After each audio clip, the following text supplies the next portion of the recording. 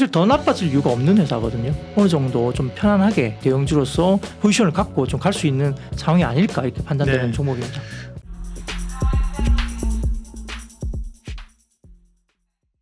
이민수의 경제토크 IBK 투자증권 박근영 부장님과 MLCC 얘기하겠습니다. 반도체 쪽은 워낙 뭐 AI 반도체 쪽에 관심이 쏠려 있었고 그쪽에만 너무 있다 보니까 반도체 공정 가운데 무슨 전 공장이라든지 클린룸이라든지 이렇게 있는데 IT 쪽에서 또 MLCC 얘기를 최근에 또 많이 합니다. 네. 삼성전기가 대표적인 건데요. 네. 뭐 좀 움직일 때가 됐나요?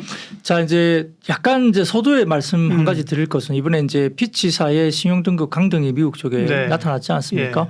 2011년도를 자꾸 이제 오버랩을 해보면 그때 당시에 좀 특징을 말씀드리면 물론 이제 신용등급 강등에 대한 이슈는 그때하고 좀 다릅니다. 2011년도 같은 경우는 다소 좀 유럽의 재정위기가 같이 이게 겹치면서 그리고 그때는 금리가 바닥권이었잖아요. 그러니까 여러 가지 이슈가 있었기 때문에 이제 뭐 매몰차게 주가들이 좀 빠지기도 했습니다만 근데 또 그때가 기회였어요. 그 다음에 또 회복을 다 했기 때문에 일단 이 미국의 신용등급 강등에 관련된 이슈 때문에 이렇게 시장이 뭐 엄청나게 위험해진다 이건 아닌 것 같고 오히려 조정이 나온다면 사야 되는 거고 지금은 금리가 이제 벌써 5.25나 5.5%까지 이제 와 있고요. 그 다음에 여러 가지 뭐 실적 단위 그때는 피크에서 이제 떨어지고 있는 여러 가지 어닝들이 이제 고점을 찍고 빠지는 국면이었고 지금은 회복 국면이에요. 오히려. 그때는 또 그런 일이 없었기 때문에 시력이 컸었고. 네네. 네, 뭐 그렇습니다. 사실은 또 무디스나 S&P에 비해서 피치의 영향력도 좀 낮고. 낮죠. 네, 네네. 보통 보면 S&P나 무디스 같은 경우가 한 80% 이상 보시면 되고 피치가 뭐 좀 약한 물론 3대 중에는 피치가 들어가지만 전반적으로 봤을 때는 좀 약하죠. 네. 근데 이제 만약에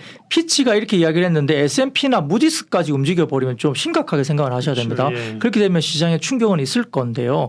피치가 지난 5월 달에 이미 관련된 이야기를 했습니다. 그렇죠. 신용등급 예. 관련된 이야기를 네. 했고요. 그리고 등급 전망을 부정적으로 5월 달에 네, 이미 네, 네. 낮췄죠. 예. 네, 그 분치한도 협상이나 이런 것들에 대한 이슈가 있었지만 네. 자세히 그 문맥을 보면 사실은 정치적 이슈 때문에 이 신용등급을 맞아요. 강등시켰다는 이야기가 네. 나와요. 그러니까 네. 재정적이나 예산이나 여러 가지 뭐 경제적인 이슈가 아니라는 거예요. 그러니까 이거는 약간 좀 제한적이다. 그리고 당시에 2011년도 보면은 피치가 제일 늦게 올렸습니다. 아니, 늦게 신용등급을 네, 내렸어요. 맞아요. 예. 예. 그러니까 약간 뒷북 같은 느낌이 들었거든요. 네, 네. 그러다 보니까 그때 당시에 되게 좀 욕 많이 먹었죠. 예, 욕을 되게 많이 먹었어요. 그러다 보니까 뒷북치냐. 이번에는 예, 선제적으로 이번에. 예, 이번에 선제적으로 좀 한 것 같다는 이야기가 많이 나와요. 근데 이제 물론 S&P와 그 무디스가 같이 움직일 거냐 그건 좀 다른 이야기예요. 그러니까 S&P와 무디스가 움직이지 않으면 피치 혼자 한 거예요, 그냥. 네. 그렇기 때문에 이 영향은 없다. 그리고 피치가 이렇게 한다고 해서 뭐죠? 어닝에 영향을 미치는 건 아닙니다. 그러니까 사실 이 부분은 좀 제한적으로 보고 너무 겁내지 말자인데요. 다만 이제 단기간으로 약간 제가 이 말씀을 왜 드리냐면 네. 단기간으로 이것 때문에 2011년도에 보면 이런 사태 이후에는 시장이 어떻게 변했냐. 주도주가 못 갔어요. 그러니까 기존의 주도주가 이 사태 이후로 기존의 주도주가 못 가고 낙폭과대 소유주들이 움직이기 시작했다는 거죠. 그 최근에 한국 시장에도 그런 현상들이 나타나고 있는 게 보입니다. 기존의 주도주는 우리가 2차 그렇죠. 전지라든지 그다음에 뭐 최선의 뭐 어떤 반도체까지도 몇 달 전까지도 좋았죠. 근데 다시 지금 최근에 움직이는 인터넷 게 관련주. 예, 그 못난이라고 이야기됐던 죄송합니다. 갖고 계신 분들은 이걸 보시고 또 뭐라 그럴 수도 있겠지만은 사실 못난이 갔던 주식이 이제 인터넷 주잖아요. 네. 근데 뭐 카카오는 좀 그렇다 하더라도 네이버가 어쨌든 하이퍼클로바 X 같은 이슈가 나오면서 AI와 연동돼서 뭐 수익 모델이 나온다. 그리고 커머셜 부분에서 매출이 올라오면서 상당히 좋아진다 이러면서 인터넷주도 올라가죠. 그러니까 AI나 뭐 로봇도 같이 이제 연계돼서 물론 테마성으로 움직이긴 합니다만 그렇고 두 번째로는 아까 뭐 제가 따로 말씀드렸겠지만은 제약바이오가 굉장히 오랫동안 눌려 있다가 그렇죠. 올라온 예. 거잖아요. 특히나 최근에 움직임이 꽤 좋습니다. 그런 것들이 눌려 있던 아주 못난이 섹터들이 다시 움직이고 그게 과거 2011년도에도 미국의 신용등급 강등 이후에 주가가 그 다음 어떤 패러다임으로 넘어갈 때 기존 주도주들이 움직이는 시장이 아니었다는 거죠. 네. 그런 현상들이 아마 올해에도 이런 기점을 가지고 조금 현상이 나타날 수도 있다라는 것을 조금 우리가 상기할 필요는 있고요. 그러다 보니까 이제 실적도 어느 정도 되면서 업황의 턴어라운드가 나오면서 기존에 아주 찌들려 있던 섹터들 중에 후보군들이 있겠죠. 그런 것들이 결국은 제약바이오라든지 그다음에 인터넷 특히 네이버가 쌓아 올린 이번에 이제 AI 관련된 이슈 그다음에 세 번째로는 IT 쪽인데 반도체는 기존에 이런 부분들이 조금 이제 먼저 주가들이 갔기 때문에 그 가운데 IT 기기 중에서는 그나마 MLCC 쪽이나 이런 쪽을 한번 봤으면 하는 생각이 드는 거고요. 그래서 제가 앞단에 뭐 아주 장황하게 신용등급이 어떻고 이런 이야기를 드린 것은 시장의 성격이 그렇게 흘러갈 가능성이 예. 있다는 배경을 제가 우선적으로 말씀드리고 예. MLCC 관련된 이야기를 좀 드리는 게 맞을 것 같습니다. 네.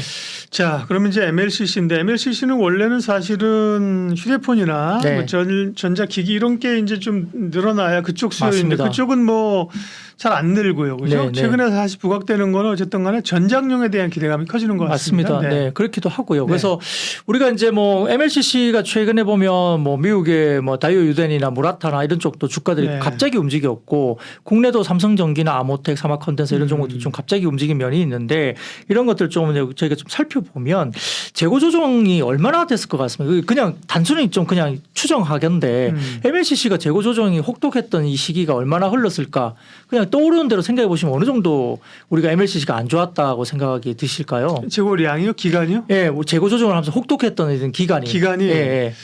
MLCC 수 사실은 한동안 관심 안 가진 게. 예. 한 1, 2년 되지 않아요? 그렇죠. 예. 최근에 재고 조정이 1년 6개월이나 이루어졌습니다. 예. 그러니까 엄청나게 오랫동안 이루어졌죠. 그러니까 거의 소외됐었어요. 주가도 그렇고. 근데 이 혹독했던 재고 조정 1년 6개월이 지나고 이 과정에서 최근에 일본 관련된 회사라든지 다이오 유덴이나 뭐 우라타라든지 그다음에 우리 뭐 삼성전기 이런 쪽의 생산량이 2010년 수준까지 회귀를 다 해버렸어요. 엄청나게 지금 재고 조정을 했다는 거죠. 그러니까 오랫동안. 그래서 이렇게 어느 정도 강한 가동률 하락이 이미 왔었고요. 그러니까 거의 바닥론에 대한 이슈가 있는 거죠. 그런데 그러면 이것만 갖고 주가가 좋아진다고 보기엔 좀 어렵지 않습니까? 그러면 지표 개선이 나와야 되는데 그 지표 개선을 어디서 볼 수 있냐면 중국의 MLCC 수입량이 늘어나고 있습니다.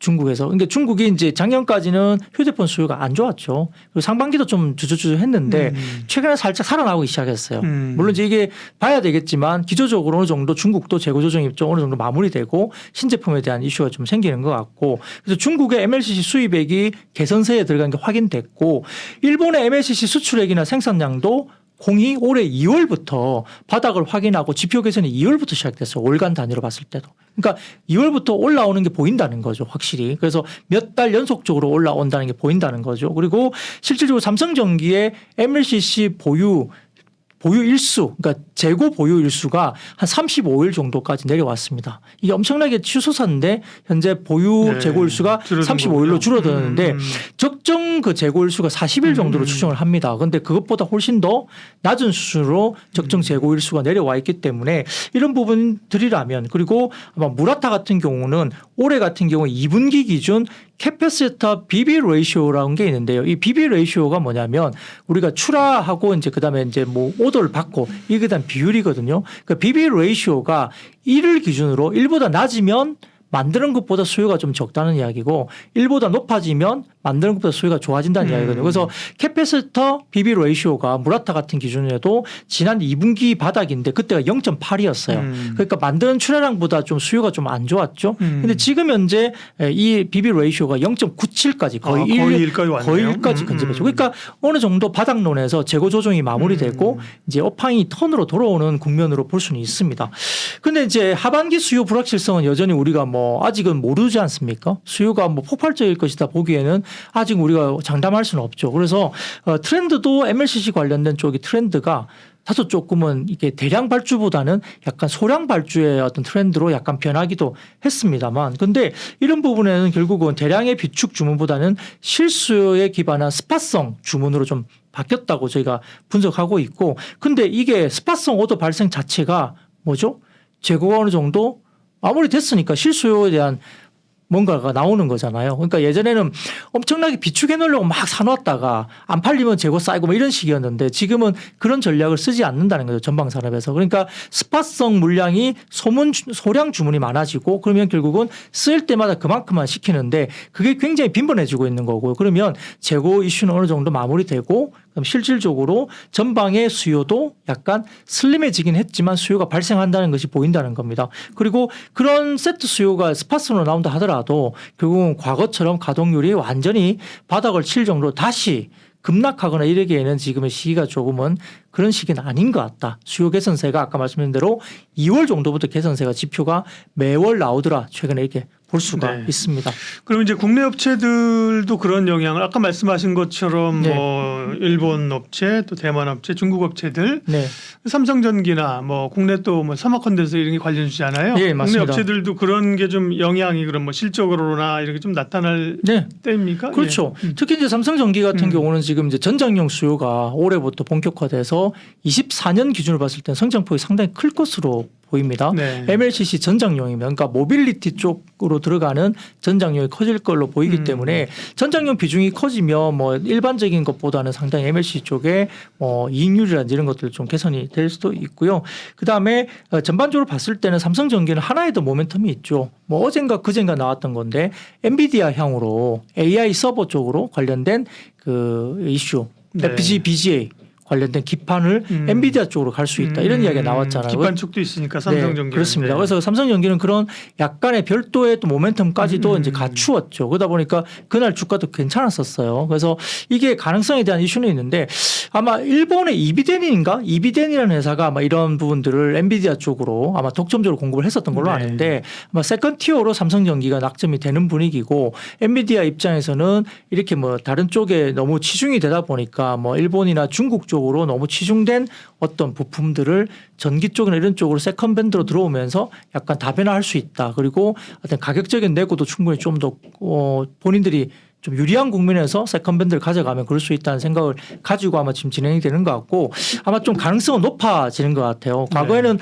기판 쇼티지 때문에 AI 가속기 관련된 쪽에 대한 기판 업체들이 관심이 없었거든요. 그런데 이제 지금은 그런 쇼티지가 좀 지났고 그다음에 좀 여유가 생기면서 AI 관련된 쪽에 기판 수요를 대응하는 쪽으로 아마 가능할 걸로 보이고 작년 4분기부터 이 관련된 AI 관련된 서버 그 매출 관련된 기판 수요가 아마 꽤 많이 올라왔습니다. 아마 작년 4분기 이후에 최근에 성장률이 30% 정도 성장을 한 걸로 보입니다. 그래서 아마 AI 향 관련해서 이 삼성전기가 기판 쪽으로 매출이 올라온다는 점에서는 MLCC뿐만 아니라 이 삼성전기가 좀 굉장히 좋은 환경이 좀 됐다라고 보시면 될 것 같고 네. 그 외에도 아까 말씀드렸던 사마컨덴서나 아모텍이나 이런 관련 쪽도 마찬가지로 이 관련된 MLCC 관련된 쪽이 좋아진다면 아마 실적 단에서 상당히 좀 어려웠던 국면들이 조금 회복세로 접어들지 않을까 생각을 할 수 있겠습니다. 그러면 이제 MLCC 쪽은 여전히 뭐 삼성전기가 탑픽입니까? 저 개인적으로는 삼성전기를 좀 보시는 게 좋을 것 같아요. 예. 물론 이제 주가 움직임은 물론 이제 실적이나 이런 것들이 좀 덜하더라도 네. 시가총액이 작은 쪽이 또 움직일 수 있는 여지는 분명히 있어요. 전기가 뭐 5% 움직이는 것보다는 아모텍이나 뭐 사마컨덴스가 그렇죠. 한 5% 예. 움직이는 게 예. 사실 좀 가볍게 갈 수는 있거든요. 그래서 약간 뭐 트레이딩 관점에서는 그쪽이 좀 뭐 매력적이다 상대적으로 그렇게 생각할 수도 있겠지만은 그래도 전기가 답답은 하실 거예요. 뭐 전기 매매 해가지고 최근에 뭐 수익을 냈다고 막 이렇게 좋은 맞아요. 주식이다 말하는 분이 네. 별로 없거든요. 네. 워낙 오랫동안 힘들게 만들었던 종목이긴 한데 그럼에도 불구하고 이게 한번 삼성전기 같은 경우도 추세를 한번 타버리면 대형주지만 쭉 가버릴 수 있거든요. 네. 워낙 오랫동안 이게 눌려 있었기 때문에 그렇습니다. 그래서 이런 종목들도 한번 보시고 또 아까 말씀드렸던 삼성전기가 기본적으로 기판 사업이라든지 그 최근에 우리가 이제 패키지 기판 사업 쪽은 다른 중소형주는 날라갔잖아요. 그렇죠. 네. 뭐 대덕전자부터 시작해서 네. 기수페타시스 이런 쪽 다 네. 날라가 버렸기 때문에 삼성전기는 가지를 못했어요. 그러니까 그런 것들까지 해서 엔비디아 쪽으로 많이 들어간다. 그다음에 MLCC 좋아진다 그러면 그리고 중국 쪽에 여러 가지 휴대폰 관련된 수요가 조금 회복되며 들어간다 그러면 사실 더 나빠질 이유가 없는 회사거든요. 그렇다 보면 어느 정도 좀 편안하게 대형주로서 상당히 좀 뭐 포지션을 갖고 좀 갈 수 있는 상황이 아닐까 이렇게 판단되는 네. 종목입니다. 모두의 이제 어쨌든 시장 자체가 크게 사실은 크게 올라가고 여기서 뭐 2,700, 800, 900 쉽게 하기 어렵지만 크게 밀리지도 않는 장이고 그렇죠. 네, 네. 그런 국면 전환 변화 쏠림이 해소되면서 키 맞추기가 나타난다. 그렇죠. 네. 소외주 네, 맞습니다. 그런 전략에서 IT 쪽에서의 MLCC 대표적으로 삼성전기 네네. 눈여겨 보겠습니다. IBK 투자증권 영업부 박근영 부장님 함께했습니다. 고맙습니다. 네, 고맙습니다.